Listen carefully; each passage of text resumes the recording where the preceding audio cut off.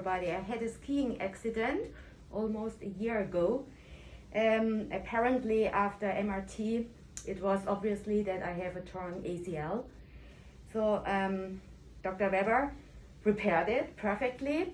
And now almost after 1 year, I can do a lot of things. I was recently snowboarding already 2 times.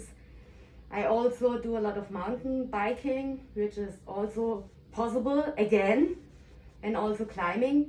And yeah, just to show you, it's a perfect surgery. You don't see anything almost.